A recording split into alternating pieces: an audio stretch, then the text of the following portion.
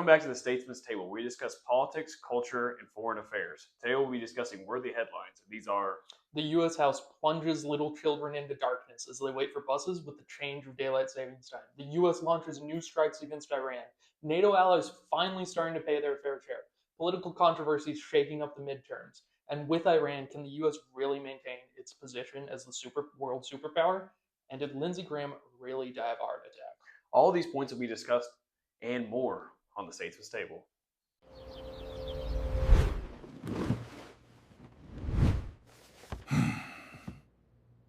Welcome to the Statesman's Table. Our first headline today talks about daylight savings time and the recent bill that passed through the House. So what are your opinions on this new daylight savings time? This is a horrific bill. This is not family first. The science is against it. Every conceivable argument for it is better if you just make standard time year round. Like the core of my argument is that if this passes and is signed by Trump, kids like kindergarten through fourth grade are going to be waiting out in pitch black darkness for the bus to show up. That's not safe for them. It's not good for the families. This is not family first policy, which is what Republicans have promised us in their controlled government. I've heard arguments from people on the conservative side saying Trump hasn't done enough. He hasn't deported enough people. Iran's thing. I generally don't agree with that. But like this is what crosses the line for me. This is a betrayal.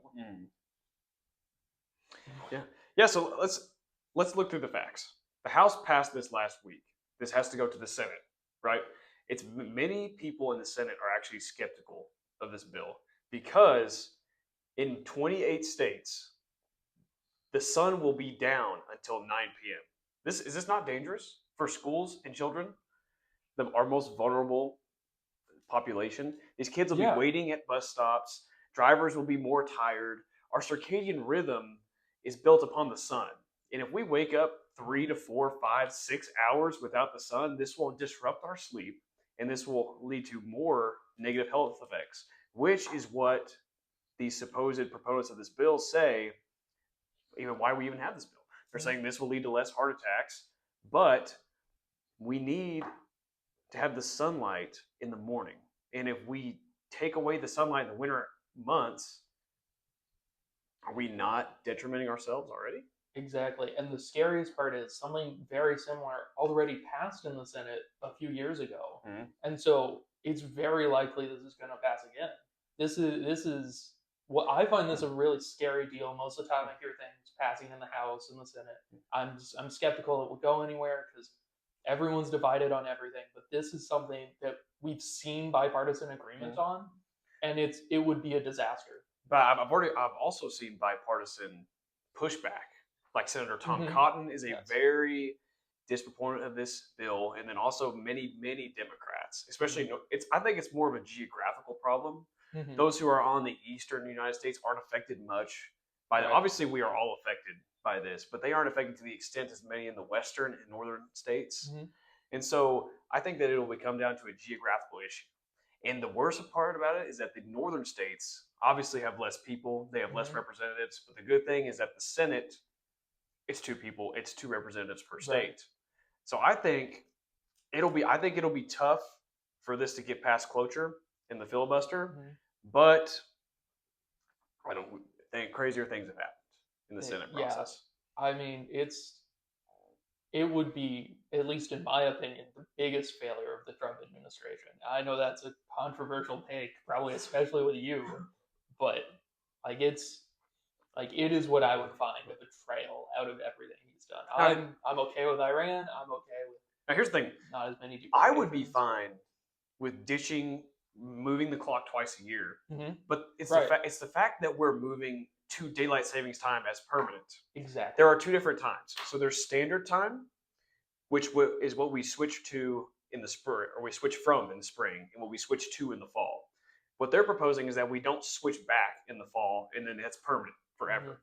I say that we switch back in the fall, and then we leave it. Exactly. That's what needs to happen. Everyone's annoyed at the time change. The only reason this has support is because it's getting rid of the time changes, because that's what people hate. But people just don't understand the difference between standard and daylight savings time.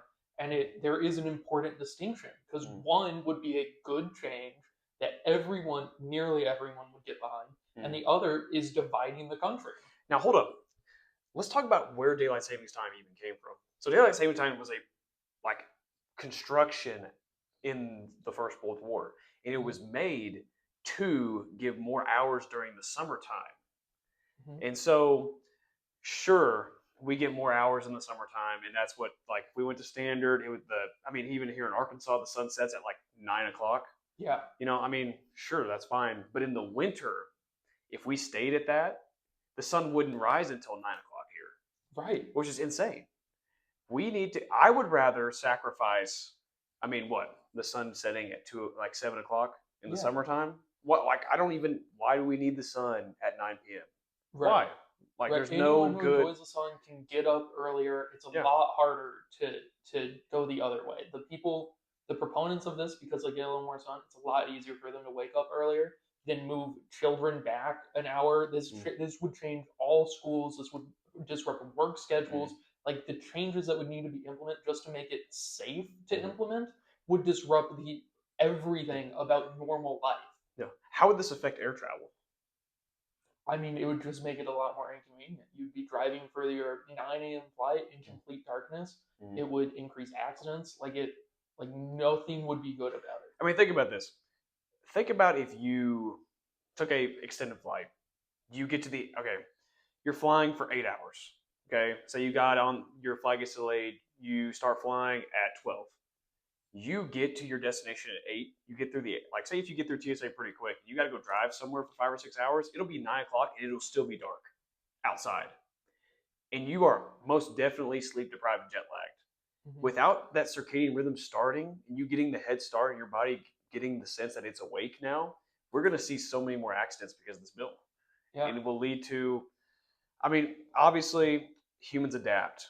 And over time, this will be a big deal. But for now, for the next couple of years, this is drastic. This will change a would be. lot of things. And yeah, sure, we'd adjust eventually, Mhm.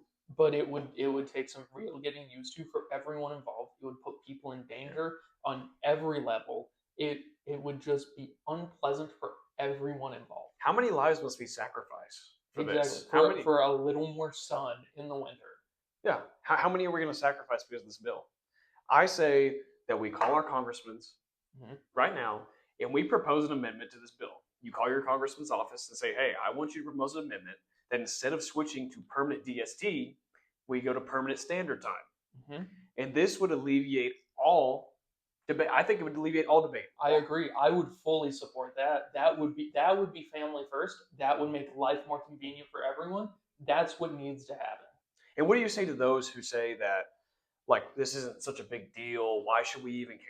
Because this is what happens at home. This affects us and our kids. This is directly impacting our lives. It impacts how we work. It impacts how we spend our time at home.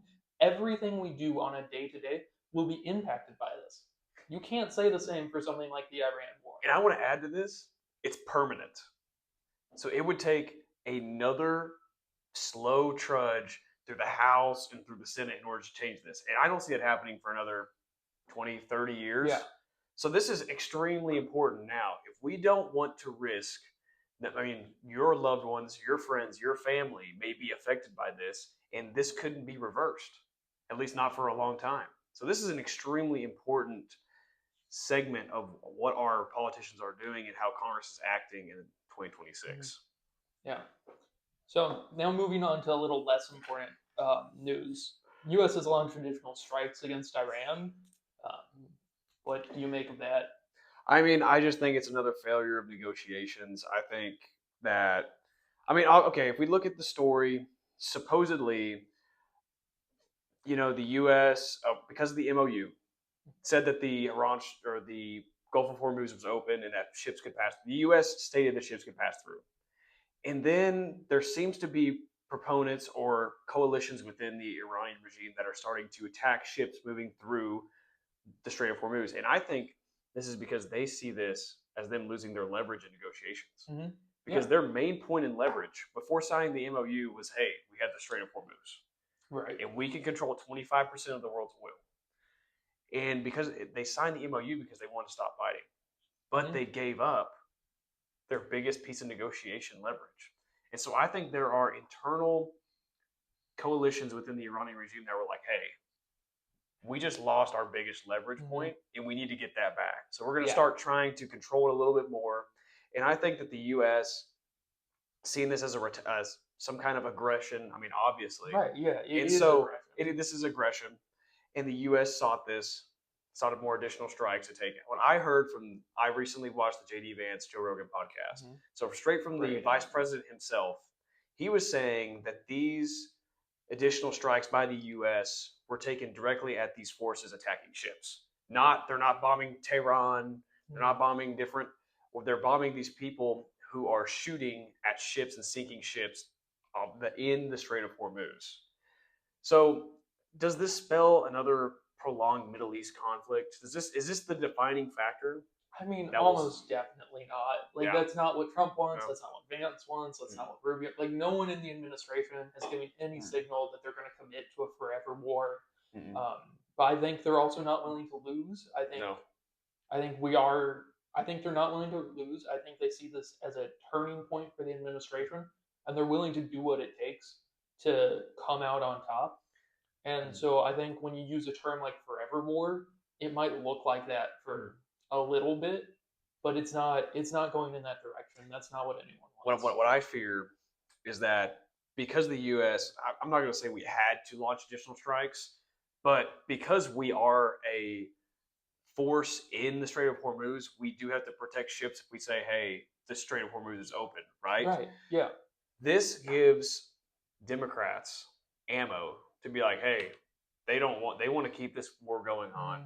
And this will affect midterm elections if we do not find a cease sometime in the future. Because they're just going to say, hey, these guys don't want to stop the war. Vote us in, and either we're going to stop funding, or in the next or if you vote for us, the next presidency, we're going to withdraw completely. Yeah, and I mean that would be a loss. Like the biggest disaster with Afghanistan was Biden pulling out. You can say it was a problem to go in. It was a problem to stay so long. Trump in his initial administration wanted to pull out, but he saw that it needed to be done slowly with time and care, and that's what he was working towards. And Biden came in, pulled us out, big disaster. That's what we're going to see in Iran if something doesn't go a little faster here, if more progress isn't made. And it's going to be one party, the Republicans, that we're just trying to win. We're not trying to be in a forever war, but we're trying to win. And the Democrats come in and say, nope, a loss is better. And it's just not good. It's going to be a disaster. Americans are going to die because of it. And that's if the Democrats end up winning the midterms and the presidency in the next election. Yeah, man. You know what this also spells is that the president can't act for another 60 days without consulting Congress, because there was a cease to the conflict. And then because we started conflict again, the War Powers Resolution started over again. So this war will continue for at least another 60 days because of these new strikes. Yeah. And I mean, it's just the president's power. It's what Congress has given him the power to do. This is here's the real question. If the Democrats do turn the House and the Senate, will we see a new War Powers Resolution? Do you think the Democrats are going to turn the House and Senate? Maybe this is a conversation when we start talking about controversies. But I'm not as pessimistic as everyone else seems to be. The data shows that it's leaning. Okay, the House obviously is more responsive. The House is leaning very Democrat in this midterm election. The Senate, however, is trending more markets are leaning Democratic. Political analysts, and if you look at more polling, Republicans can keep the House because we have to win significantly fewer seats than Democrats do. And in terms of gerrymandering with Texas and Florida. Now, have you seen the special elections? The recent results of all these special elections? Yes. There's been 77 special elections, and 34 of them have went to Democrats. Right, but we don't even need to win half of the House seats that are up for grabs in this coming election. We need to win I think it's like an eighth of them or something. We have to win like 3 out of the 20 that are really up for grabs. And that's just to maintain control or 50-50. I don't really remember. I'm just not. I think we can do it. Yeah. I think we can do it between gerrymandering. Yeah. We can do it between. Look, we won't lose it. We won't lose anything if we can get the Save America Act passed in time. That's only I have it. For me, the only way that I can see the Republicans keeping the House is if public approval, for public presidential approval, spikes dramatically, and the only way that I see that happening is if we see some kind of resolution to this Iran conflict, right? I think what it's going to be about is how recent action on Iran is to the midterm election. Yes. I think if we can keep it as like that, that was a whole month ago. That's not in play anymore. It will be fine. But if strikes occur within that week, Republicans will probably lose it because the war is unpopular. Yeah. Basically, everything else is pretty popular though. Yeah. Immigration has been so.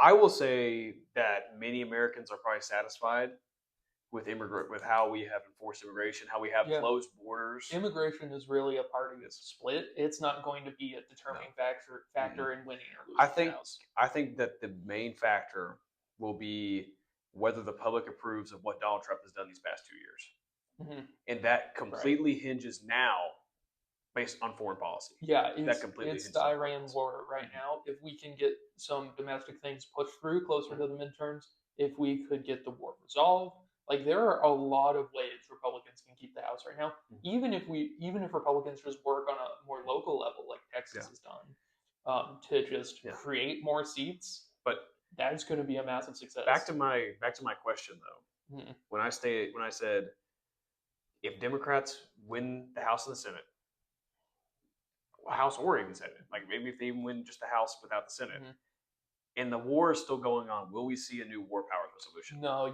they'd need a supermajority in the Senate because they'd have to break the filibuster for that. They couldn't sneak that into a budget bill. There's no way there'd be a new war powers resolution.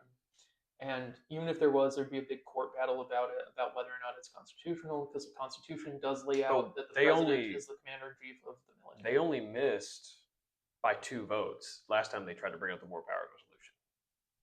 You remember this before, like when the war just started? Right.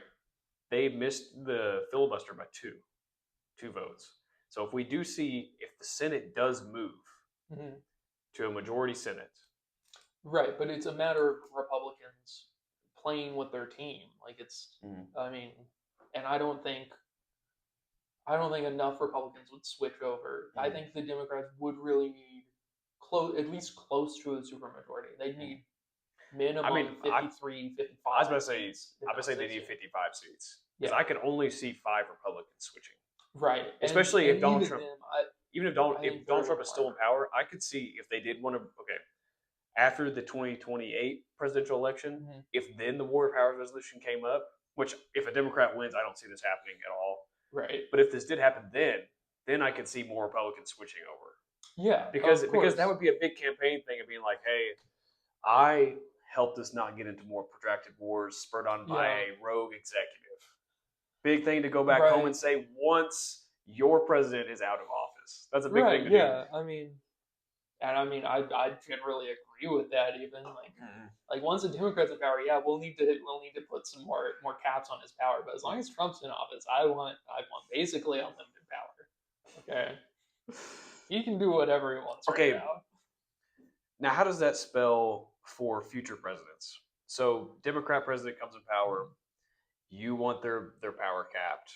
What happens when a Republican president comes in? See, I'm just a partisan on issues like this. I want that power cap gone. See, I want people I agree with to exercise and use their power well, and people I disagree with not be able to. But does this seem to make the congressional process inefficient when we're having to switch back and forth every other year? Yeah, it would. But like the goal would be to make it to where only Republicans are ever in office. Like that's the goal of this.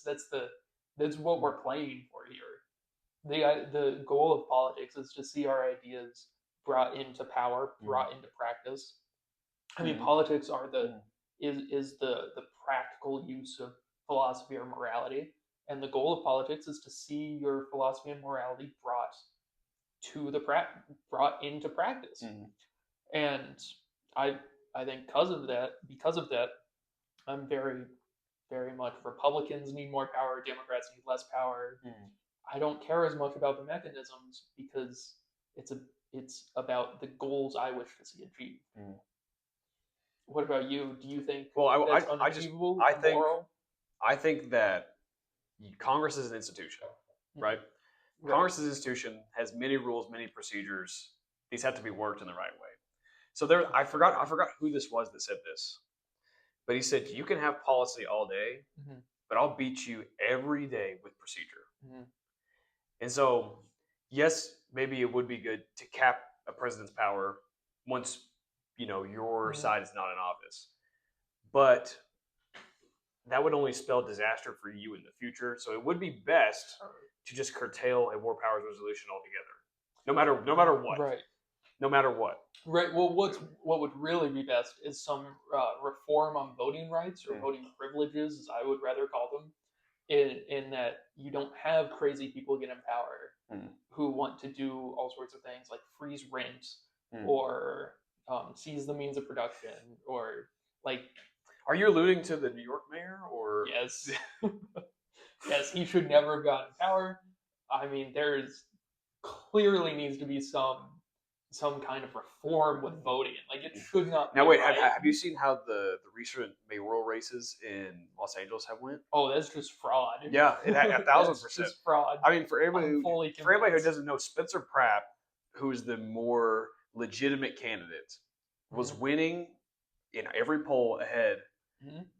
Suddenly, California mandates mail-in ballots a couple of days before, right? Yeah, and they almost exclusively go to the third place candidate, not the first place candidate, the other Democrat. Yeah. You would think if just by demographics the mail-in voters were generally more liberal, it'd be a pretty even split between the two. But no, it's wildly disproportionate for that third candidate to push Spencer Pratt out of the race. Now, I try not to be a conspiracy theorist, but this has got it. I mean, this has to be election fraud. I don't see any other way. Okay. And if it's not election fraud, it's a serious issue in the system. Yeah. We need voter ID. We need to stop these mail-in ballots. Not everyone should be voting. No. It's just a problem. Okay, also, think about the principle against the Voting Act. They're saying that voting restrictions inherently disaffect Black and Hispanic people. So is their argument that Blacks and Hispanics are inherently stupid and can't go to the DMV? I think that's pretty clearly what they're saying. It's the Gavin Newsom quote when he's talking to a bunch of Black people is, "I can't read like you," or when Biden said, "You have smart kids and you have dumb kids and white kids," or I forget which way he said it, but it was generally along those lines. And they're saying the quiet part out loud that it's the hard bigotry of low expectations. They put in practice the white supremacist ideas that the minorities aren't capable of doing simple things like getting an ID. That's just not true. What was the quote? I forgot who said this quote, but it was saying that Black people in inner cities don't know what a computer is. Yeah. That's why I don't remember who said it either, but I very much remember the clip, and it was shocking. It's insane. I don't know how people vote for these people. I mean, it's crazy. Yeah, how can you go out and vote for someone who thinks you're stupid? Like, I just don't see how that happens. If someone's telling you you're too dumb to schedule a DMV appointment, to get an ID, which you need to do literally everything else in civilized society for. You need it to buy a house, you need to open a bank account, you need to drive a car, everything but vote. It's insane. And Black people in the polling are overwhelmingly for voter ID. Right. It is only the people who have a problem. The only people who have a problem with it are people who are not American citizens. Right. That is the only people who have a problem with not showing their ID at the ballot because they cannot verify they're American citizens. I was not a proponent of I didn't really believe in the election fraud conspiracy theories until Democrats started fighting so hard against voter ID. They so clearly want illegal immigrants to vote. They so clearly want non-citizens to vote. They so clearly want to inflate these mail-in numbers. Like their goal is just to win. And on some level, I respect that because that's my goal too. I have to say, I couldn't fault them. But It almost happened. It almost worked. It almost Yeah. worked where they flooded enough immigrants within the 4 years of Joe Biden's presidency for them to fill every swing state right, and for them to just say, hey, we'll keep giving you Medicare. We'll give you a place to live for free. Mhm. You can vote for us because we let you in. Keep us in power. And this almost happens. right, I believe that if Joe Biden wasn't so incompetent and Mhm. that Kamala Harris didn't shoot herself in the foot, this Mhm. would have continued on and we would never have had a real election ever again. right, absolutely. They just couldn't come up with a real And candidate. it's time for Republicans to do the same thing, but in the opposite direction. We need to start putting some kind of limitations on voting. We need to cap voting to election day. We need to make sure people have to have IDs to vote. We need to take similar steps to make sure it's disproportionately in favor of Republicans. I would take efficacy over efficiency I any agree. day. I don't care if voting takes 3 or 4, or counting the votes takes 3 or 4 days because it's all on the same day. Who cares? If we have a real and true effective election process, that is what we were. That's what we were Right. given by our founding fathers. Exactly. And all this is like, oh, we need mail-in ballots because it's so much easier to count and all this Yeah. stuff. Why are we sacrificing our democracy for efficiency? Our founding fathers would be horrified by the perversion of the constitutional system that they set up. Aristotle lays out that there are three legitimate forms of government. There's autocracy, oligarchy, and then constitutional. And he says the perversions of these are, I forget what, tyranny, um, oligarchy. It's a aristocracy is the legitimate one. Oligarchy is the illegitimate one, and democracy is the illegitimate one. And our system of government has become a democracy that it was never supposed to be. It was supposed to be a constitutional system that had democratic elements for your house. It had democratic elements for your state, and then it had very undemocratic elements for things like the Supreme Court or even the presidency. Yep. These weren't meant to be democratic organizations. This was meant to be a constitutional system that Aristotle described. We are, by definition, a constitutional republic. We are not a whatever democracy. We're not. Right. Democracy devolves into tyranny, but before that, it becomes the will of the emotional.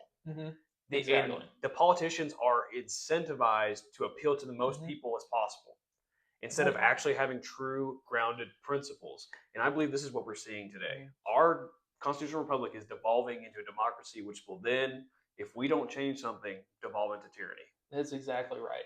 And people today will say that a constitutional republic is a form of a democracy. And that's true depending on how are you defining democracy? I think Aristotle has it right in that there is a representative system that's a fully legitimate and good system. That's a constitutional system. That's where you have democratic elements and non-democratic elements. That's where people come together to form coalitions. But the will of the majority is not always enforced. You have to protect the minority. You have to protect things that are good and right that are going to be disliked. And it's just not good. We both believe that human nature is skewed. Okay? Human nature is flawed. And our founding fathers knew this. They had a very negative view of human nature. And even in the quote that I just said about democracy devolving to the emotional, that was quoted by Plato, who is one of the main proponents of democratic theory ever. And so even he knew that eventually if we don't create a system that has undemocratic elements and we don't have people in charge who can, because people think emotionally, they swing back and forth, they have latent opinions. If we don't have some kind of reign, we will lose what we right. The most. And this modern kind of democracy, we think of it as a very new idea, but it's really not. It's something political thinkers have been warning against since ancient Greece. It's been something that has been discussed by thinkers like Plato, Aristotle, or even more recently Hobbes, and it's been rejected as inefficient or immoral. It's not until relatively recently with someone like Locke and liberal thinkers that have come from him that think it's a good idea, even though it had been warned against for centuries. And it's just this weird idea that something's been talked about and thought about, but we need to try it again. It's the same idea of socialism. It's Mm. never been tried right. Yeah. And it's the same idea. And we came to a solution to where, yeah, democracy or constitutional systems are good Mm. because they're a lot harder to be taken off the rails than Yep. an autocracy or an aristocracy. A constitution provides a concrete Mhm, formation, like foundation, mhm, in which a republic can be built. right. Without it, it can easily be swayed. It can easily be destroyed. A constitution is the cornerstone upon which Right. a well-functioning society is built. Mhm. That's exactly right. And when you give it up to every election is the majority. Every election is that 50.0000001% gets to Mhm. decide. You lose touch with the founding, you lose touch with morality, you lose touch with the minority. Everything everything devolves into tyranny eventually. Mhm. And it's a matter of keeping it into a legitimate system of government. As I'm a big fan of Aristotle and Yeah. will always go back to his ideas. Now, what would you say to those who say that maybe only the politically savvy should vote in elections? I think there's a really good argument for that, Mhm. but I think you have to define your terms. Politically savvy is not necessarily a good idea. Yeah. I was thinking, we have tons of people who vote and know nothing. Mhm. They go to the ballots and I've been a Democrat all my life. I'm just going to vote D all the way down, or I'm going to vote R all the way down without actually discussing points or by actually knowing anything about this person's policy or what the implications might be. And so, if we had a political literacy test, or if we had It's an interesting choice of terms. I would choose something a little different, but I would call it something a little different just to avoid negative PR. What would you call it? A seventh grade civics test. I think Yeah. that sets the standard. A civics appropriately. test? Yeah. I think I it's a good would idea. even put a grade on it to make Yeah. it clear that this is something you're already taught. Yeah. You want to avoid the term literacy test. That has some bad connotations to it. I mean, I don't think it's bad if you have everybody take it. If you have white, black, Right. Mexican people, Right, all yeah, take the all take idea the of same a- test, standardized test. Not a Yes. big deal. I think that you go and get your voter's registration, right? Right. When you get your driver's license at 18, Mhm. okay? Why can you not in the DMV? Mhm. Maybe you have to go. You have this test. Yeah, Okay. you have to take a test to drive. Why is it not yeah. the same thing when you're driving our country? Yes, it's so much more important. Exactly. You have the life of the country in your hands. And Right. if you can't pass a seventh grade civics test, Exactly. you probably shouldn't be voting. Right. Like, I honestly. think that's a wildly low and acceptable Yeah. bar. I think that would still make it to where the majority of people who want to vote are voting, Mhm. and it would make it to where our elections are a lot more fair. Yep. It'd make them a lot more reasonable, and it would protect the systems and institutions that our founders Let me had in ask you place. this: would you allow the civics test to be taken in Spanish?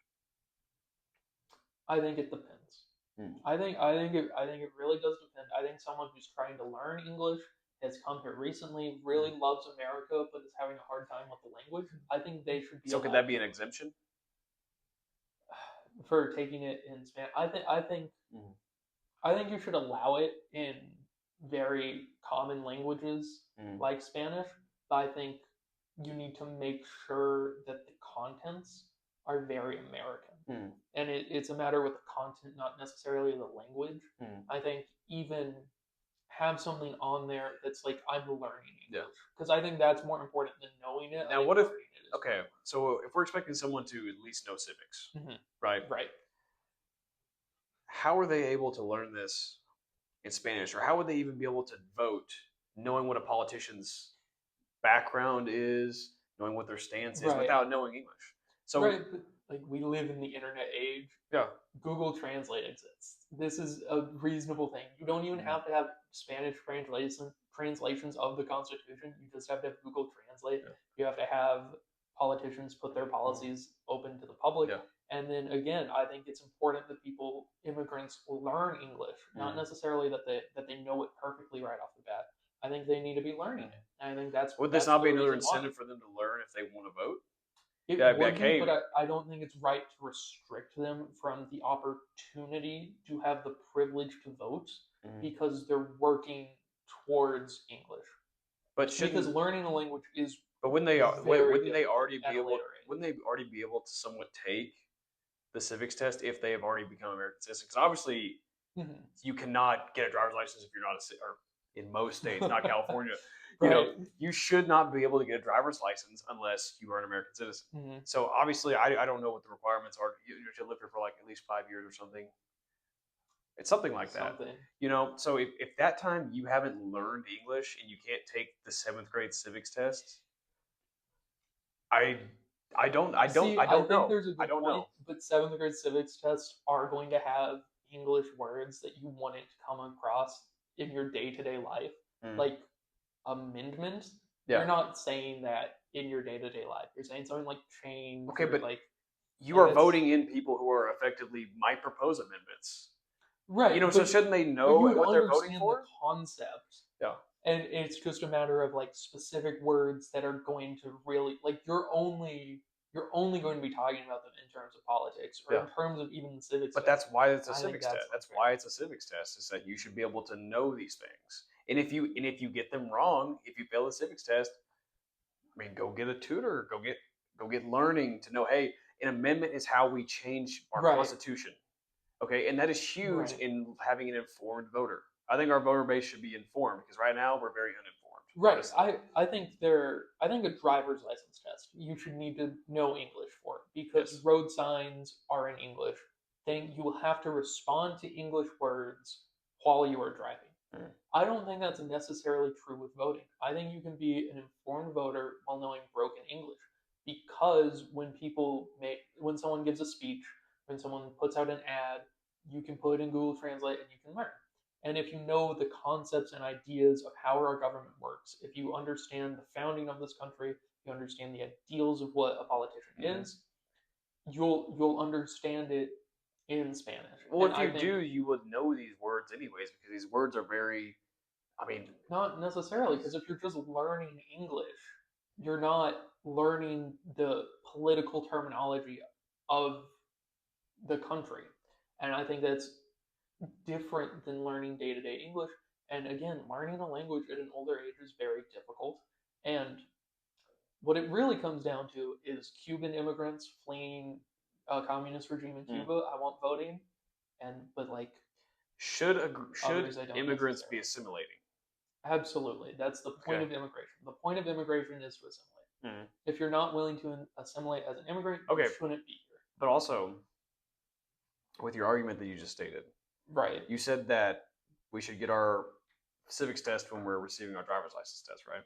If our driver's license test is in English, I said in the same way you have a driver's license test. but if you have to provide voter ID to get the civics test, you would have to have known English because you would have had to have taken and passed the driver's license So test. you can get an ID without driving. You can have an ID that's not necessarily for driving. There are other IDs that exist. Yeah, but like what we just stated is that we should have our voter registration, like when we renew our driver's license or get one, right? That's what Not we said. necessarily. You should be able to register at other times. Well, I was using driving as an example of you take a test to drive. Why would you not take a test to vote?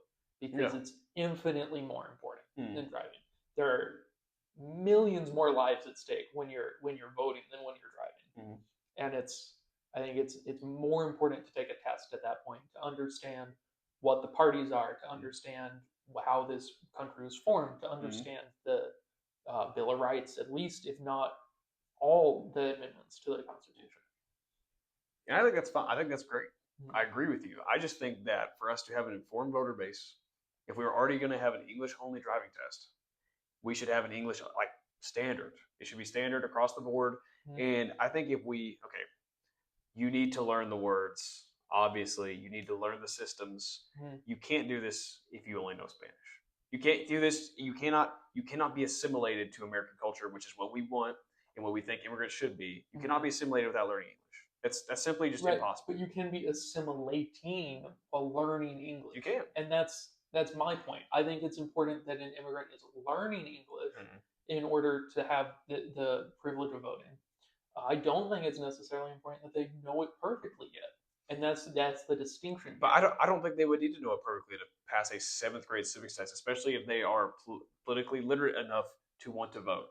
I think you're underselling the amount of words that would be on a 7th grade civics test that the average person hasn't used in the last. Well, here's the thing: you got to 3 think months. a civics test to vote would have to be pretty dumbed down to begin with. Do you want to look up a 7th grade civics test to see what we're actually saying? We could.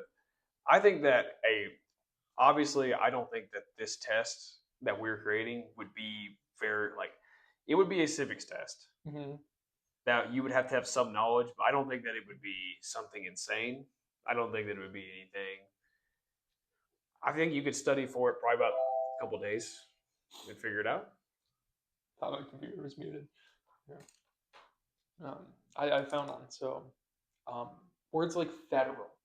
The average person has not used the word federal in months. The average person? Are you sure? What are they saying federal for? You need to know this for literally everything. Superior? Again, these aren't big words, but they're not words that are used frequently. Are you assuming that Hispanic people cannot learn these words, or that it would be difficult for these people to learn these words? I'm saying learning a new language is difficult, and that people are always going to prioritize words they say in their day-to-day life, not words that were important to them in 7th grade. And it's more important to understand the content than the language the content is presented in. And when you offer it only in English, you would have a reverse incentive to pass the test. You're more incentivized to know the language the language in these terms that would be on the test than you are to understand the concepts of the test. In order to understand the concepts, you would need to understand the terms.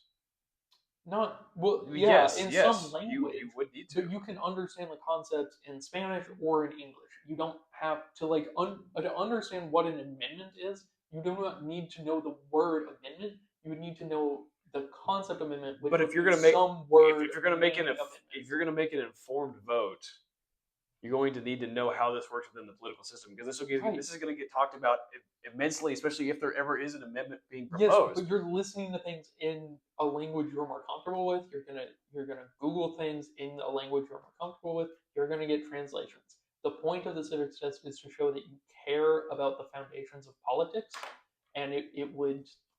What are you googling? I'm going to Google Translate. So I'm going to see how bad a word is.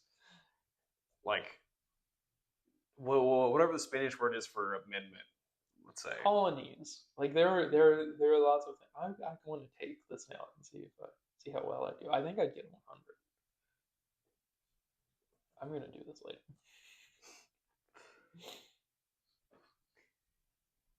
In India.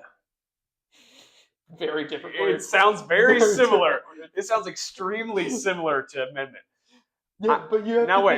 Think, I'm assuming these people aren't smart enough to get an ID. Okay, how are they supposed to figure that out?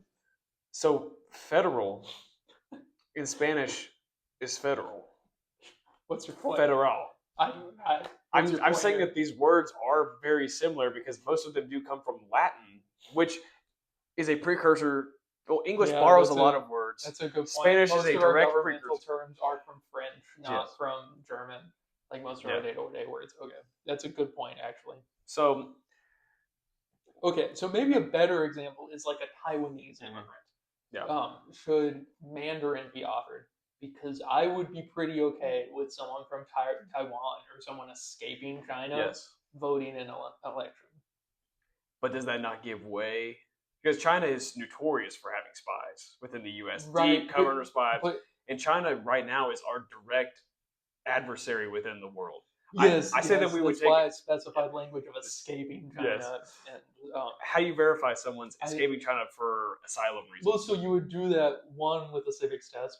2, they'd need to renounce their Chinese citizenship and not allow dual citizens to vote. How about, what if we disallowed dual citizenship altogether? Altogether? If you are an American citizen, you vote in American elections. Okay, if you're an American citizen, you are most likely, if you've lived here for more than 7 years, you are eligible to be elected into most things, right? You should probably, I believe that you should not have another nationality. I You should- agree in terms of getting elected and voting. I think Yes. having dual citizenship is okay as long as they're not voting or in power. Yes. I'm against it in those regards, but I think having it in general is okay. Okay.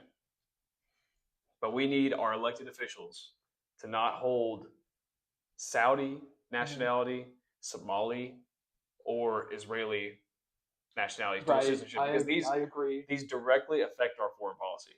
Right? Yes, You would say? I agree. Yes. What's your ideal for getting a voter's license? Voter's license? How would you do it? Would it be an English 7th grade civics test? Would it be Yes. an English American literacy test? Would it be what?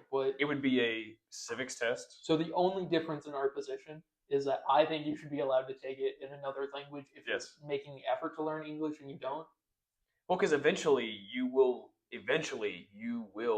learn English enough Yeah. to finish the test. And Right. then by that time you will be fluent enough in Mhm. English to learn. If you Right. turn on CNN or Fox News and you're going to understand what they're saying to I you. think your position is a much better alternative to what we have now. Yes. But I still think it is slightly unfair to allow people who would be voting correctly Yes. to not vote. I think maybe we just have different motivations here. Now someone But- would say that voter restrictions at all are unfair. What would you say to them? I would say yes, all restrictions are by definition unfair. Yes. Unfairness is the point, Yes. actually. Because fairness is not always a good thing. So then my stance is Right. Is fine. Right, but my position was that it takes people who would be voting the way I want them to vote and not letting them do that. But see, you have ulterior motives. I have So do you. I have a standard across the board. Right, but I understand, but your standard is like, just your like goal is ultimately the same as mine. Of you want to see your values implemented in politics, Yes. and so your goal in any kind of voter restrictions is to make sure people who have those standards and values vote. well, I would just like to see these people assimilate into the culture. Yeah, so Of course. right. I would just like to see these people assimilate, and if they're going to be voting in our elections, I would like them to at least be assimilated enough to know English. Like to know English enough to know what they're Sure. voting for. Sure. That is what I would like to see. So I don't have some serious You gotta win. You Yeah. gotta win. That's the entire point here. Why play if you're not gonna win? But here's the thing: we just said we want efficacy over efficiency in voting, so we would like to see fair, extremely fair elections. Right? fair in the sense Fair in the sense edge of voting. no election fraud. Yes, in the sense of yes. having better outcomes, and in the Yes. sense of yes, in the Okay. sense of directly representing the voting base. right, Right. in the way the founders intended, in the way that a legitimate government would. Yes. So to kind of flip things, how do Russia and China benefit from this prolonged war in Iran? Oh, we're going back to the Iran thing. Okay. I don't know. I don't really know what you wanted from me there. We can edit it out, or that, or you can ask me because I have a. Okay, what do you think Russia and China benefit? So I think that Russia regroups Mhm. because we are still spending resources. We're spending all of our time on the Iran war. Mhm. They get to do their thing in Ukraine almost. I mean, Mhm. without the United States, and we're going to talk about this later when we talk about NATO. United States is the main deterrence against the Russian aggression. Right. And if we are spending all of our military resources in Iran, Russia by default benefits because there will be less resources in case of a Russian attack on a NATO ally. Now, we don't know how much we have. People say we spend $1 trillion a day whenever we do strikes, but none of us really know how much we're actually spending. But the fact that we are spending more the NDAA is still not passed yet. So right now there's no more funding than from what we got last year going to defense. So the more that we spend, the more that Russia inherently, for now, gains. And so does China too, because China... So are you in support of this then because you're so pro-Russia? I wouldn't say I'm pro-Russia. I would say I'm pro-realist. Well, you realist. guys can go back and watch the Russia-Ukraine video. I just say that what they do can be justified through a sense of realism, which is a way that we view international relations and foreign policy. Okay. So, not that I necessarily agree with what Russia's doing. I say, I mean, if you were in Vladimir Putin's hands based on all the facts, I think that you would probably make the same decision, especially if you're governing. Maybe you wouldn't have let the war go on this far, but I mean, we don't know. We don't know the situation. We don't know actually. We barely even know what's even going on the front lines truly Yeah. because there's so much misinformation. But to pivot to China, China's not fighting a war on any fronts right now. And if we are occupied in Tehran, in Iran, on the Strait of Hormuz, obviously the drop in the economy, global economy, is going to affect them a little bit, but they might become independent of Iran. They might become more independent. They might seek more diplomatic ties to other nations while we're too busy fighting this war. So I think every day that we spend fighting this war, China and Russia do, by default, get stronger. I would agree with the Yes. Russia statement, but I don't think China inherently gets stronger because I think one, war has always been a relative economic boost for the U.S. And while every other country seems to find war as this economic pitfall, the U.S. tends to make it work, and it boosts stock markets generally. It does a lot for us, and so in that sense, China's not really benefiting. But we're not having an economic boom right now. Yeah, but we're not having the economic crash that other countries would have from such but a military invasion. without this war, Like, our economy would be better, though, right? I'm barely. The economy is pretty great as is, and like gas prices would be a little lower. Gas prices would still be gas prices would not be close to what they are right now if we didn't have this war. Sure. It would be. I mean, here in Arkansas right now, it's like $3.60. Before Yeah, the which is war, still it was pretty like good. $2.14. I remember at the gas station down here. At the lowest, right before the war, Yes. it was closer to like $2.80. I still don't see that. I don't see that gas would have ever rose above $3 Yeah, ever. that's probably true, but Yes. gas is by far the largest economic impact Yes. from the war. Everything But else gas has been does pretty- affect everything else. It affects Yes. transportation. It affects agriculture for fertilizer. Yes. Food goes up. Transportation goes up. And with food and transportation, almost literally everything goes up. Yes, but it's So- still just not near as bad as it could have been. It's not near as bad because we've used economic tools to suppress Right, this, right. and we've had to spend a lot of time doing that. And Sure. I think that we have sidelined ourselves from our bipolar order. But I think it's pretty telling that the Trump administration at war has created a better, more sustainable economy than the Biden administration during peacetime. I mean, that's true. It's true. And I think that Donald Trump has had a good corral on the economy of what he can do during this fight. But China has no restrictions. Right. And but they're still growing. My point was that military is Yes. a pretty big industry in the United States. Well, And if we could get the NDAA passed, this would boost our economy. I mean, obviously, Yes. we're adding $1.5 trillion to the defense budget. This is going to spur domestic production, I mean, through the roof. right. But with partisan impact, with partisanship at an all-time high, do we Right. see that big of an increase in the NDAA, or do we see a decrease? Because I think like before this, we were spending somewhere around $860 billion, and then we're going to $1.5 trillion. Do we see a decrease in that 1.5 number before it's probably. passed? Probably. I don't see how it gets passed without some changes being made.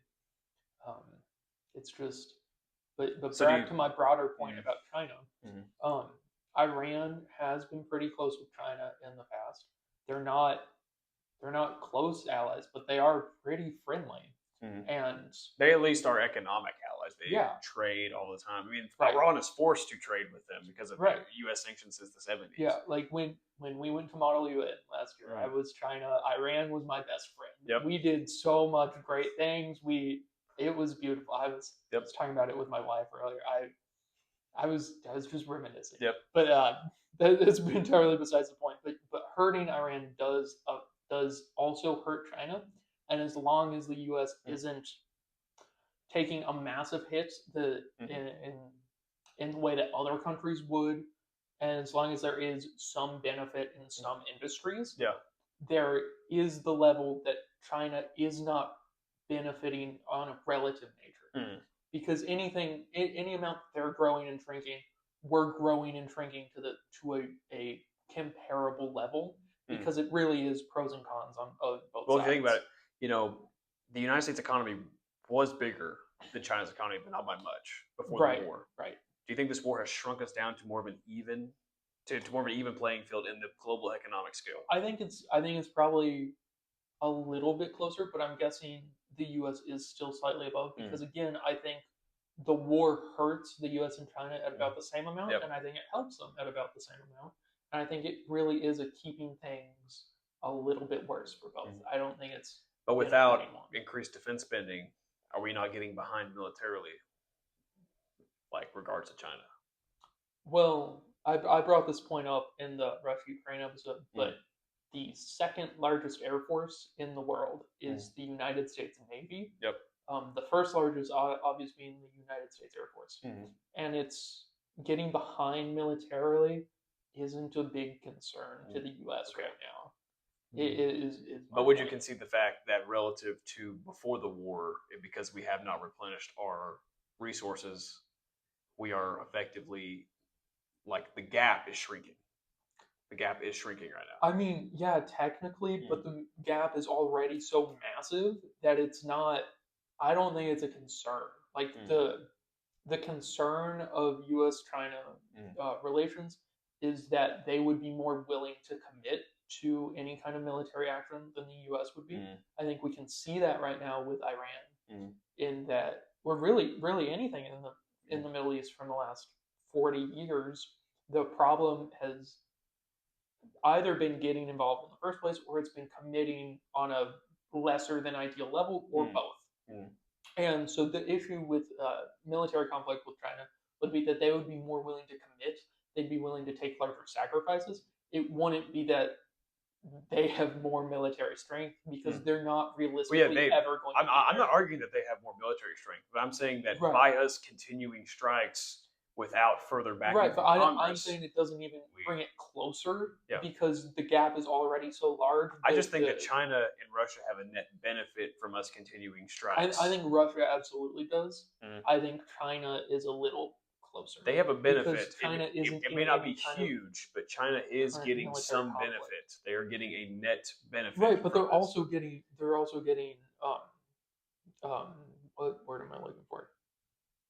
Hindrance. They're also losing amounts that the U.S. is, like, the benefit to loss ratio is pretty similar to the U.S.'s, and it's not, even if you want to argue that China is benefiting a little bit more than they're gaining, and the U.S. is losing a little bit more than they're gaining, it just brings us closer to even economically. It doesn't even come close to even militarily. And economics are really the concern. My concern with this is that if China does decide to invade Taiwan, if the United States does not, if we have spent most of our military arsenal, we, as of right now, with us being able to not pass the NDAA, I think we would be unable to effectively militarily coerce China from destroying Taiwan. I think that China, if China does not take an opportunity right now, if they ever wanted to seize Taiwan, right now would be the time. Right now, when the U.S. is occupied on almost basically two fronts of military spending. Yes, but I think if China invaded Taiwan, the U.S. would just drop everything in the Middle East and go over there. That would be true. But how long would that take? It would take some time. It would take, and I think that by that time, Taiwan would be taken. So I think we've seen with Ukraine I think we've seen with both Ukraine and Iran, big countries really overestimate their military power in relation to smaller countries. Yeah, but Taiwan is extremely smaller than Iran and Ukraine. Right, but defense is always easier than offense, of course, in terms of a military conflict. And I think we've just seen it's a lot harder than having extreme military superiority. A lot has to be on your side. But think about this. Say if it takes us 2 months, China starts a siege on Taiwan. It would take us probably 2 or 3 months to disengage and then get a bill passed that we would have enough resources to come and combat. Because here's the thing, we wouldn't go to war with China, but we would have procurement and we would give Taiwan arms. But I don't think that this would come like Do you think we wouldn't go to war with China? Because I think there'd be a large I push to don't go to war with China. I don't think that it would be worth it for the U.S. That wasn't my question. I don't think that it would be worth it. And then obviously the U.S. would not like. Right. It's not. Do you support going to war with China? It's, would the U.S. go to war with China? Because I'm not convinced they want it if they invade Taiwan. I think that we've seen in the past. Mm-hmm. We didn't go to war with Russia whenever they invaded Ukraine. It's entirely different. Taiwan is not a NATO country either. Right, I think that the best thing the best thing the United States could do in a situation like that would be to not go to war, but to forcefully move every microchip plant out of Taiwan, because you could subvert the war. You could subvert a direct war with China. If you could supply armaments like to hold off for you to get, because the only reason we care about Taiwan is because of the microchips, okay, and all their factories and stuff. If we were able to move infrastructure out of there before they seize Taiwan, and eventually, say they do seize Taiwan, the Taiwanese gave up a great fight, whatever. But if we moved all the essential assets out of there, China essentially gained nothing. And so that would save many more American lives. And I think that we should be in the process of doing that right now. I don't know if we are or not, or if that's a plan, but I think that would save a lot of bloodshed, and that would be more in the U.S. interest than fighting an entire war on the basis of Taiwan. So skipping a few headlines for the interest of time, I mean, this really is a matter of U.S. being the leading superpower in the world, and it's. I don't disagree with you on what the U.S. should do if China were to invade Taiwan.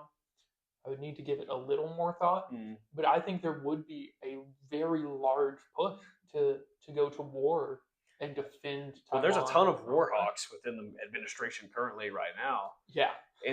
Except I just don't like we even seen with the J.D. Vance podcast. J.D. Vance is not a war hawk. Not even close.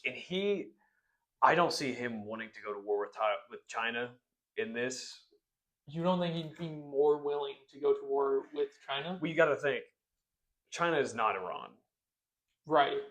But the objective would also be much easier. Here's the thing: if we decided to go to war with China, this would almost scale World War III, which is a huge decision, which would be met with huge debates. And I think that most people in power, they would get by with saying, "We're going to let it slide."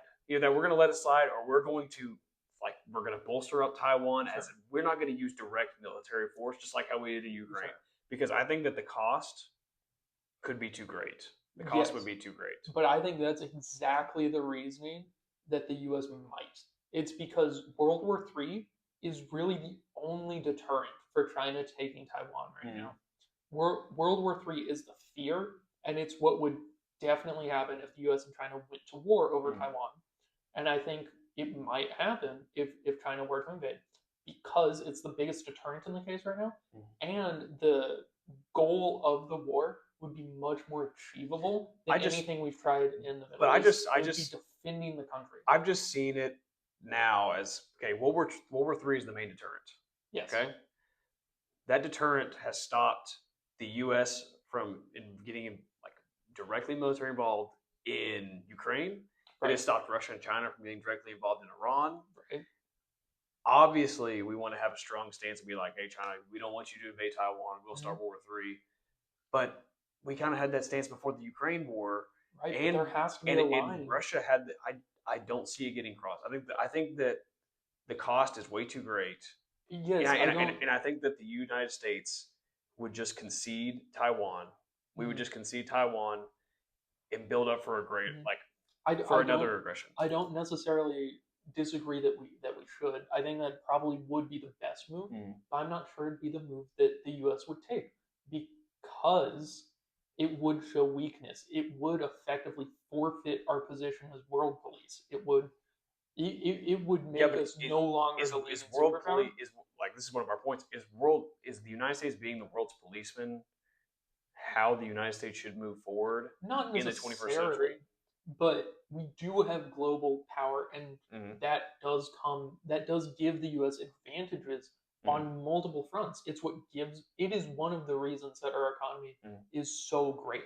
Our position after World War II, with giving a bunch of money back into Europe to rebuild them because we had the money to give, that benefited the United States because we now have so many allies. Did we not do that Europe. to stop communism from spreading across Europe? We said, hey, Right. we're going to give a bunch of money, Yes. and you guys should have Yes, democracies. that's exactly my point. That was a direct benefit to the United States, and being the world police, and being the leading superpower, and being the country that has to give up the money, the time, the effort to deal with these kinds of things has benefited us in the long term. And this is really why I'm not an isolationist. Is because there are benefits to being the leading superpower. There are benefits to being the world police. Do I think the U.S. should focus more on itself? Of course. I'm a nationalist at heart. I'm not an interventionalist, not an isolationist. I'm a nationalist. I think the U.S. is first and foremost at all points in foreign policy. But I think part of putting America first is keeping us the superpower. And I think a lot of people see it that way. Even people who aren't America first, even more interventionalist.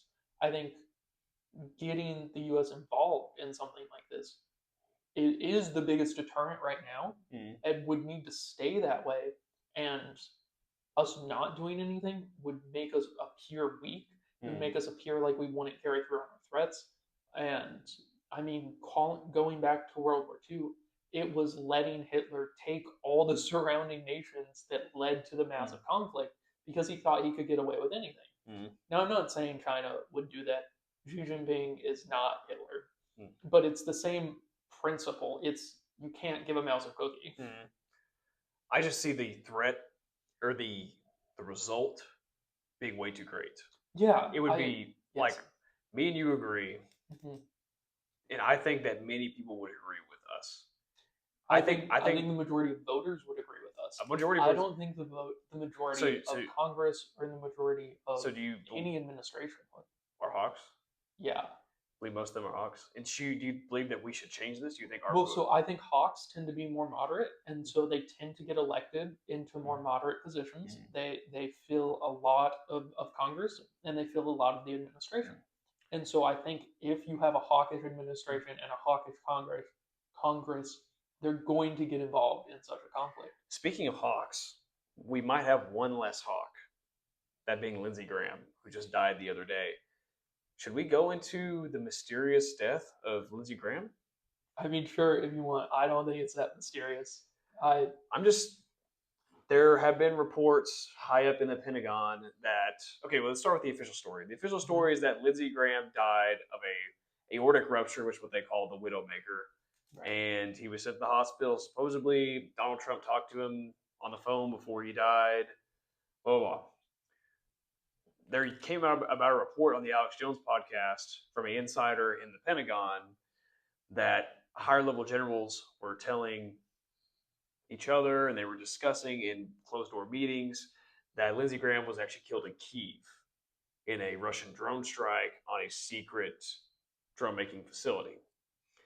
So the main argument for this point is that the official timeline doesn't make sense for Lindsey Graham to have been home in time for him to have then died at his house. Because supposedly this is a fact that can't be reputable. He was in Kyiv this last Saturday. And he would have had to have immediately left after getting to Kyiv. Within 4 hours of getting to Kyiv, he would have had to have left, made a 7-hour train ride to Poland or some airport that is safe, which would have been, it would be either Poland or Serbia or something like that, and then had to have taken a 12-hour flight back to his house in D.C. And supposedly, this doesn't add up for him being able to have talked to Donald Trump and then would have had the rupture and died. And there are no photos, there's no videos of him actually in D.C. being carried off. Supposedly, there's one grainy little photo taken like 4 blocks away of an ambulance at his house, but nobody, we will have to see if there's an open casket. But the thing is that... So would an open casket convince you that he died of the heart issues? Effectively, yes, because if the other narrative is that he was killed in a drone strike Mhm. explosion. So I it I wouldn't think just change your conspiracy theory to some Mossad agent killed him or some no, Iran agent killed him. because I don't understand why upper Pentagon generals would be saying that he died in Kyiv. Like that's there's two narratives. Mhm. There's either that he died. The conspiracy is deeper than this. It's not that who killed Lindsey Graham. That's not the big deal. If the big deal, Right. the big deal is if Lindsey Graham was killed in Kyiv, why is the U.S. covering it up? Why are we covering it up? Yeah. So give me the motive because I'm not convinced because there's no motive. I think The idea that so. Iran killed No. It's Russia. the idea is Russia killed Lindsey Russia did. Graham Russia sent in a drone drone strike. strikes on Kyiv, and they're saying that one of these drone strikes hit either his hotel or this secret drone facility, So you and he don't, died in the blast. but you don't think such a story would lead Americans to be more on the side of let's bomb Iran, let's help Ukraine, let's do all these war hawk things that that a lot of hawks want to do. Well, I think Mhm. that if this is true, and if this truly is a cover up, then Donald Trump truly isn't a hawk, because Right. he would have had to have said, okay, if this was out that he was killed in Kyiv, Mhm. public support for direct intervention in the Ukraine war would go spike up. Yes, it Yes, absolutely would. but I don't think Support for Donald Trump wants to fight on two fronts, though. right, I agree, but I think support for the Iran war would also increase. It I would, don't think but it would it's mean that we would have to fight on two fronts, not because I necessarily. don't think that the public would support. I think they would want to support going. I don't think that they would support going and eliminating Iran and then going to like Russia would be number one priority. I don't think that's At true. I that, think Iran would be the number one priority, and then it would be once we're done with Iran, we'll go get Russia, and at that point, they won't want to get Russia anymore because the U.S. will have forgotten what Russia did. And this is how American conflict goes all throughout our history. Okay, someone else does something, and then we attack their ally. We get rid of their ally, and then we eventually go over and we finally have a attack little us. we have a little proxy war, and then Right. we're like, well, we're not actually gonna fight you. We'll just sweep it under the rug. Right, yeah, this is whatever. how America does it. This is like it would increase Yes. support for the Iran war Mhm. if we could say that Lindsey Graham was killed because of that conflict. Mhm. It would put American support behind it and it would make it a winning issue for Trump because Americans really hate it when Americans die. Mhm. And so there's just Sitting senator, by the way. It's not right, like he was not. He was a sitting senator. right, yeah, and it's a it there's everything to gain from making this the story and nothing to gain from hiding it as the Mm. story. Like I'm almost surprised this isn't what the administration went with Mhm. as a false flag kind of thing. Yeah. Because that would increase support and I think it's more possible that the Pentagon leaders who have come out in support of this conspiracy theory are hawks trying to get more support for the war. Yep. And so they're leading with this theory of look what they did to your senator. We have to go get them. Mhm. And I would be more inclined to believe that if we want to go for a conspiracy theory here. So would you say that like the whole reason this is a story Mhm. because there are high level people in the Pentagon who also have incentives from either like they will work for a defense contractor after they're still in the Pentagon, Right. or that they already currently are receiving money from defense contractors, and they're like, hey, Lindsey Graham was in Kyiv, he died. What if we make it seem like he was killed by Russia? What if he was assassinated by Russia? This would help this would boost the NDAA is not getting through right now. If we push this story and it got through and maybe they were testing I think that's more likely. maybe they were testing the waters with this story because governments do this all the time.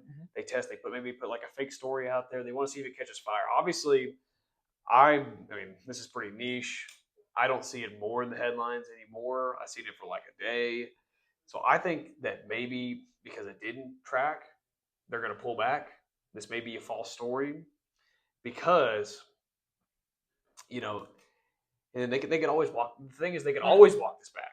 Yeah, they always, this no, is we didn't do that. No, Yeah. Whatever. Yeah, if you want this to be a conspiracy, I would be much more apt to believe that it's some hawks trying to get support for the war than it's that he was actually killed by Russia. I think that's significantly more just because the motive lines up. So you believe instead of a cover up, it would be a forced conspiracy that would hopefully gain traction. I think if you need there to be a conspiracy theory here, I think what's most likely is he died of the heart issues, and someone saw the timeline and was like, I'm actually a Pentagon official. This is a little suspicious, and just trying to get some kind of buzz. I don't think there's anything actual behind it. But I think if you did want to make a conspiracy out of it, it's much more likely that Hawks are planting this story to get support for the war than it is that Russia actually killed him. And I don't see Russia having the initiative to kill. I mean, I know they came out a couple months ago and said, hey, don't send your politicians to Ukraine because they're a target. But, I mean, you're poking the bear if the first politician you eliminate is from the United States, right? I don't see Russia taking the initiative. I mean, even if it was on accident, like, wouldn't they have came out and been like, hey, that's not what we meant to do, like we didn't know he was there, kind of thing. I don't think Russia would deliberately go out. And I think right now, Russia is pretty mad at the European powers. Right. Yeah. I think that they would have, much rather have killed Keir Starmer or, the German prime minister or something, rather than a random senator from the United States. Russia's relationship with the United States is on a positive trend, more or less. Yeah.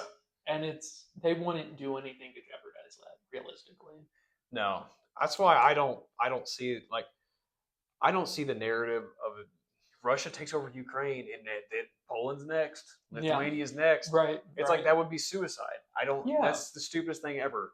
Right. Russia wanted to gain territory that they saw as crucial, and that obviously, Russia would be destroyed. The whole world would be destroyed if they actually were able to invoke Article 5.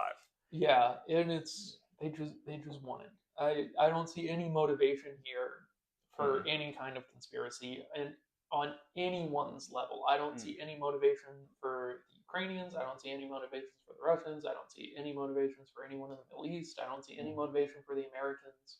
It's to convince me of a conspiracy theory, you really need to convince me of the motive first, and then we can start talking about interesting timelines or whatever. So do we want to move to the big questions segment where we talk? All of these talking points center around big questions in international politics and culture. So our first question is our world becoming more dangerous or more interconnected? Oh, generally just more interconnected. More dangerous in the sense that technology has advanced, and so the people causing danger are causing a little bit more of that danger, but it's generally just more interconnected in terms of horrors. Yeah, my position on this would be that the world is, it is extremely less dangerous than it was before. Sure, we have wars right now, but like World War II was like 80 years ago. Yeah, it's not the Great War. It's not World War II. Yeah, it's not World War II. We don't have fighting. Even Vietnam. I know. The world, we aren't in a Cold War right now. And the world is just becoming more interconnected. Besides, sure, you could go and be like, oh, well, there's sanctions on Iran. Well, there's really only sanctions on Iran and Russia right now. And that moves us to the next thing. Do you think sanctions are still an effective foreign policy tool? I believe that there's a criteria to this. Most sanctions are not. Most sanctions are done in a responsive, more of as a slap on the wrist. So what's your opinion on foreign trade in general? Sanctions, tariffs? I'm saying that I'm answering the question. Sanctions are effective when they're targeted and they're timely. Sweeping sanctions are not effective because they have humanitarian effects, negative ones, and then this negatively impacts the sanctioning country. Sure. If you are causing a famine in this country, your perception of life around the world is not going to be great, and that's not what you want. You want to be perceived as the winner, the hero, and so most sanctions, I feel like when they are targeted sanctions against, let's say for instance, if you didn't want Iran to have nukes and you started sanctioning specific nuclear material or materials that would build a nuclear facility, those are good. Those are effective. Obviously, this would stop these materials from going into this country, but they have to be timed. too. So because I believe that you would have to keep enforcing these at a timely manner because eventually, if you don't, there somebody's going to find a way around. I just think that sanctions are still effective as a foreign policy tool, but I think that most sanctions, and this is, I mean, I even read a report today that said only a third of sanctions are quote unquote effective. And I would assume most of these ineffective sanctions are ones issued by the United Nations. Oh yeah, 1,000%. absolutely. Because the United Nations really holds. I mean, they hold ceremonial power. Yeah. They don't do anything. And so that's why I say most sanctions are ceremonial. Yeah. Instead of actually effective. But I think that they can still be an effective policy tool if used in the right way during the right scenarios and if they are actually enforced. So you said that a negative effect from sweeping sanctions is a humanitarian crisis and it's a big PR nightmare. Why would the U.S. care what Sweden thinks of it causing a famine somewhere? Well, I think that this happened. This is a domestic nightmare. Okay. Yes. So, not only do nations, other nations are going to, international NGOs or Red Cross, but this directly affects your domestic population as well. They're going to be like, why are we starving? I mean, obviously, those that were. Do you think that could be fixed with just a really good propaganda machine, though? Like, you have a really good press secretary. I mean, are you saying like you suppress all? Like you No.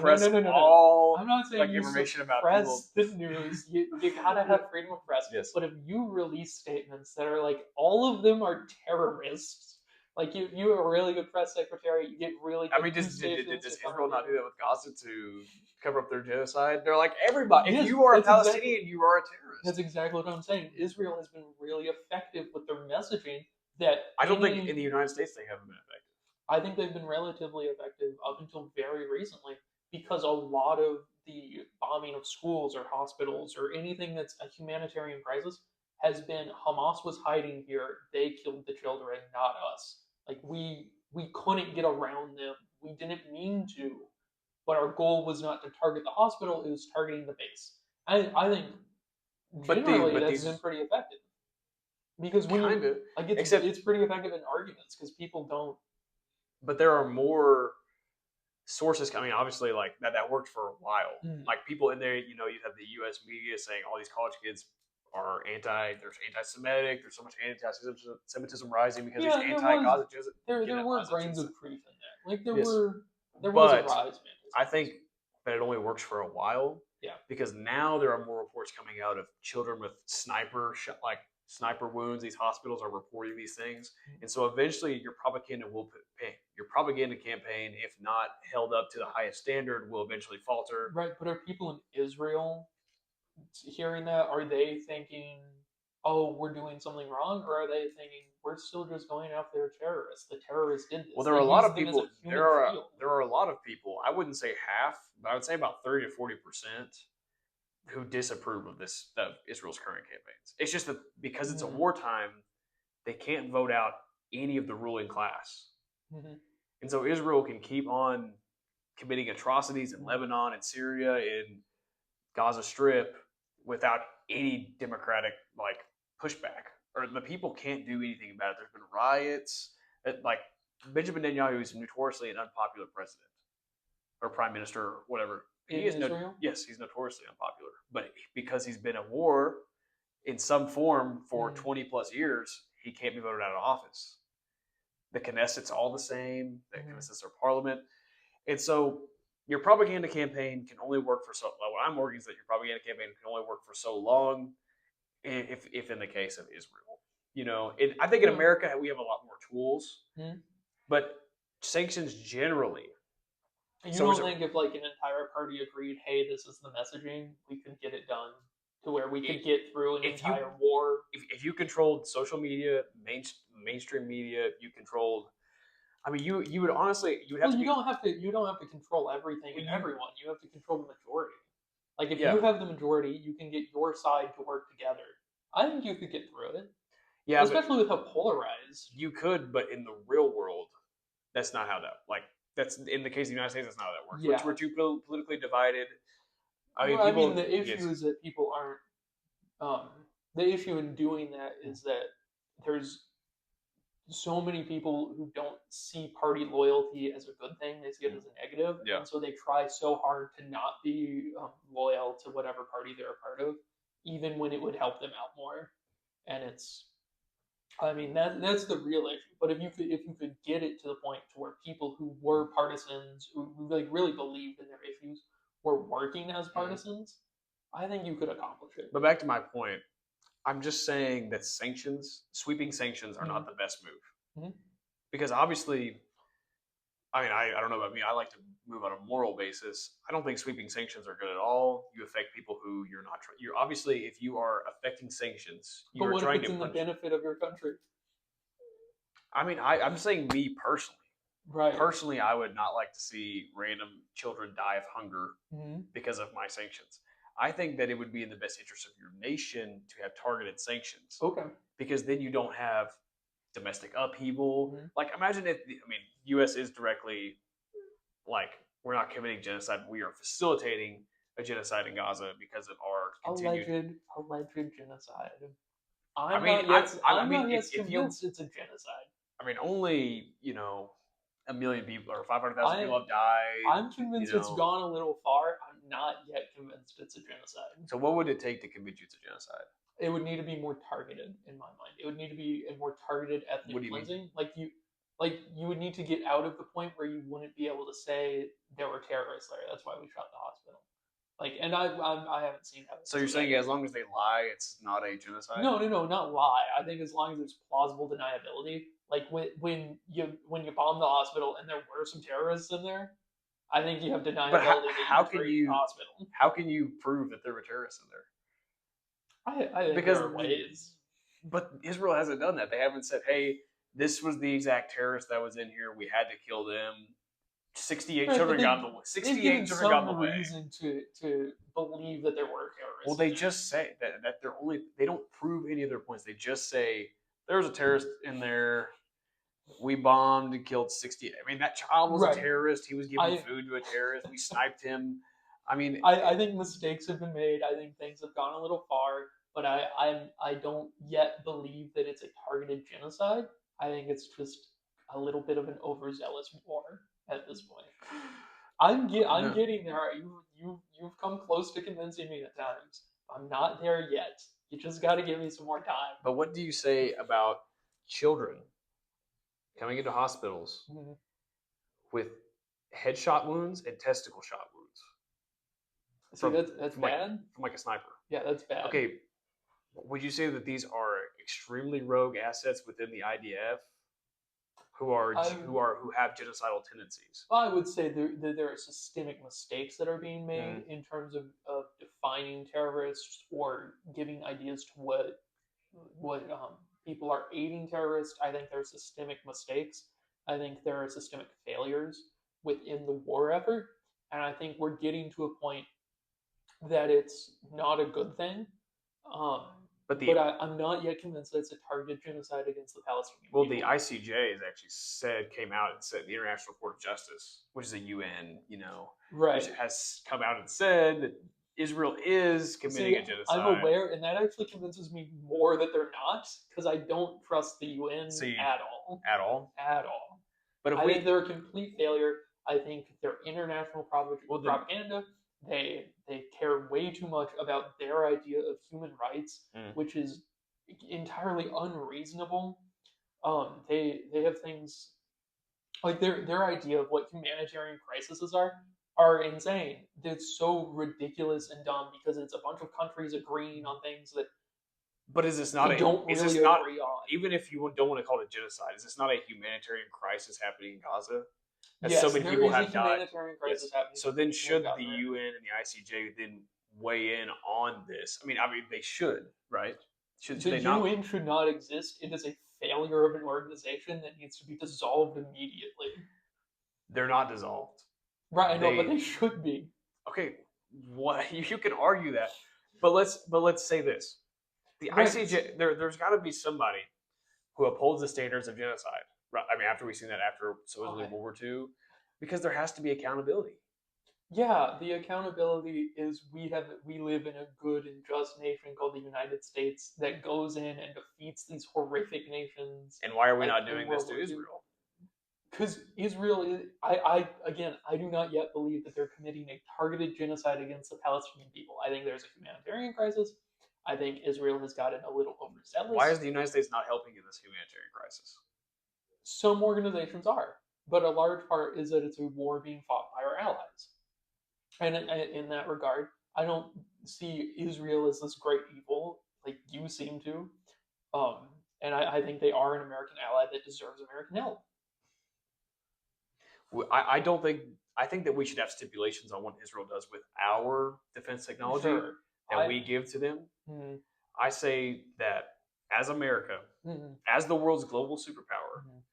when we give munitions or we send arms to a nation, we should say, hey, there are certain things that you can't do with our arms, and Sure. that this should be enforced because this, one, we should not be endorsing genocide. We should not be endorsing genocidal acts. We should not be. This should be across the board. Mhm. And so it's like, if you do Sure. do this, there will be stipulations, but there has been no stipulations put on the state of Israel from the United States. So my position is the same as JD Vance. I'm in the reasonable middle. I think Israel is an American ally that deserves American help. I don't think they're our number one ally. I don't think they're God's chosen people and nation. But I'm also not over where you are. I don't think they're this great evil. I don't think they're committing a targeted genocide against the Palestinian people. Yet I don't yet think that. I'm getting closer, but I don't I think say that I say you should research a little bit more into the specific atrocities that have been done. So honestly, I just don't want to because they're an American ally. I would rather think best of them. So you're letting cognitive biases Yes. come within your stance I on genocide. I am fully aware I am letting my biases play a part in what I am researching, and the countries I support at large. Okay, so hypothetically, if you did get past this cognitive bias, Yeah. and you said, I'm going to look into this genocide, Uh-huh. do you believe that you would find evidence for the I have genocide? no idea what I'd find. I don't think I would because that's okay, not what I believe now. If you did take this step to start researching, and you did figure out that it was a genocide going on, how would your view on the state of Israel change, and how, and like in America's aid to the state of Israel? Do you think there should be if Israel is using our appropriated money and arms to then genocide a people? Would you have the stance that, hey, there needs to be stipulations on what we get, like when we get military aid? Right? I think if they are causing a targeted and deliberate genocide against the Palestinian people, I think the U.S. should stop helping them in its entirety, if not even facilitate a regime change, in which point the guilty parties are brought to justice and the government is changed and no longer committing said genocide. At which point we could go back to helping them because it'd be a government we brought. Of course, yes. But I just don't believe that's happening. I haven't seen any evidence to suggest that it's a targeted. Because you haven't looked for this evidence. You just said you haven't looked for this evidence. Yeah, this is something I just leave to the biased sources I like. This is. There are things you do that with. Maybe we could. Maybe one day the Statesman table will have a podcast in which Austin looks after the Gaza conflict. Our Partisan Patriot, and you two can just sit down and be like, Israel is the bad guy, and I'll be like, I don't think so, and it will be fun. We can do that for like 2 hours. That would be fun. Okay, moving on to our next question: is political polarization making effective governance impossible? So, I feel like it's difficult for us to argue this because we are on some level examples of political polarization. Neither of us are moderates. Both of us are very right wing. When people talk about the polarized right, a lot of people are talking about us. And so when you say it's political polarization that makes effective government impossible, I have to disagree because I'm on this polarized side. Yeah, I'm on this right side that isn't going to work with the left. I think the issue is the radical left. Obviously, from my stance of being the reactionary right. I would just say that cooperation Mhm. makes effective governance. Right, but And now, yeah, I believe that there are points that you should not compromise Mhm. on, yes, but I believe that this goes for both. Like both parties are at Mhm. fault. I would say that the left is probably more at fault for their. I mean, if the left did not have points again, extreme immigration, extreme, Mhm. like, like almost like why are pedophiles in the same group as like people who just care about like Medicare and Medicaid and free healthcare? Like, why are these two like these are in the same coalition as of right now? right. That's You a know, problem. and that's a problem for the Democratic Party and for the American Mhm. left. Yeah. And so, because these parties have become extremely polarized, Mhm.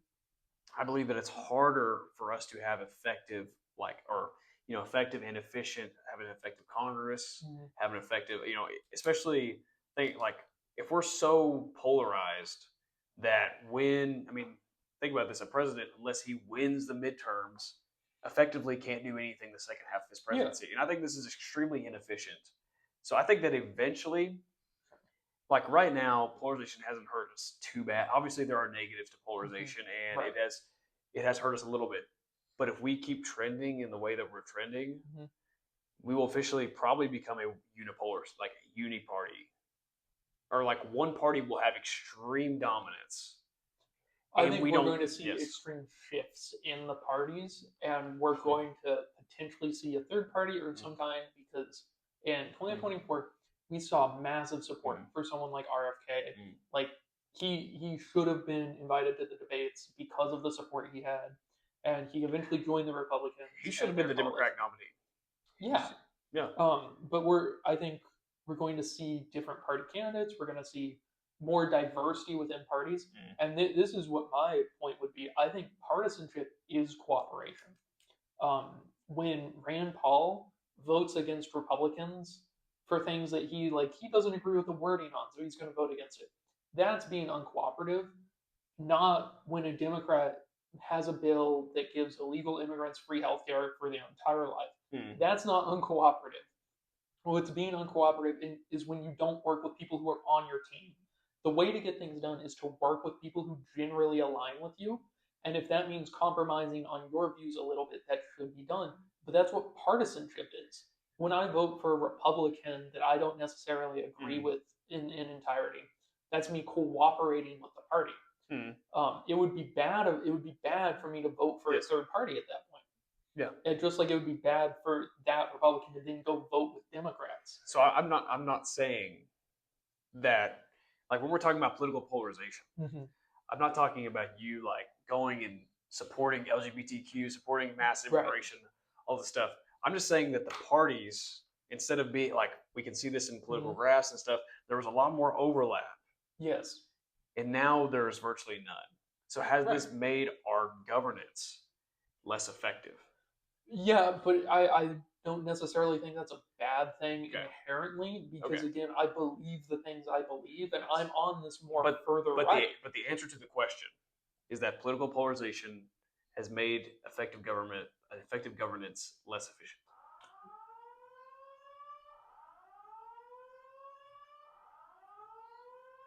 I guess we have to leave the building.